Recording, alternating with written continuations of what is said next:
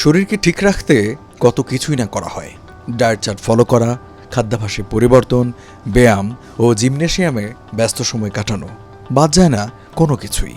অথচ গবেষকরা বলছেন এত কিছু না করে সুস্থ থাকতে নিয়মিত ৭,০০০ কদম হাঁটাই যথেষ্ট। এই অভ্যাস ডিমেনশিয়া, বিষণ্ণতা এবং ক্যান্সারের মতো জটিল রোগ থেকে দূরে রাখতে পারে। পাশাপাশি আপনার হার্টের জন্যও বেশ কার্যকর নিয়মিত হাঁটা। যুক্তরাষ্ট্রের ন্যাশনাল হেলথ সার্ভিস NHS এর গবেষকরা এতদিন সুস্থ থাকতে প্রতিদিন ১০ মিনিট দ্রুত হাঁটার পরামর্শ দিতেন। সেই সঙ্গে ১০,০০০ কদম হাঁটার কথা বলতেন, যে লক্ষ্য অর্জন করা অনেকের জন্যই বেশ কঠিন। তবে এবার গবেষকরা বলছেন এত কিছু না করে প্রতিদিন ৭,০০০ কদম হাঁটুন, তাহলেই সুস্থ থাকবেন। ব্রিটিশ সংবাদ মাধ্যম দ্য গার্ডিয়ানের প্রতিবেদন অনুযায়ী বিজ্ঞানীরা ১,৬০,০০০ প্রাপ্তবয়স্কদের তথ্য সংগ্রহ করে দেখেছে প্রতিদিন ৭,০০০ কদমের বেশি হাঁটা অনেক স্বাস্থ্যগত সমস্যা দূর করে এবং মৃত্যু ঝুঁকি কমায়।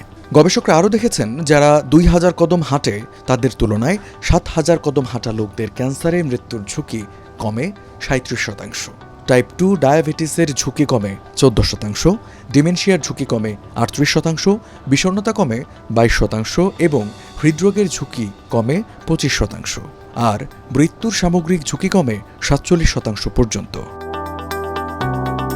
গবেষকরা যখন ১০,০০০-এর পরিবর্তে ৭,০০০ কদম হাঁটলেই সুস্থ থাকবেন বলে জানাচ্ছেন, তখন অনেকের মনে প্রশ্ন, এতদিন যারা ১০,০০০ কদম হেঁটে এসেছেন তারা কি এখন থেকে হাঁটা কমিয়ে দেবেন?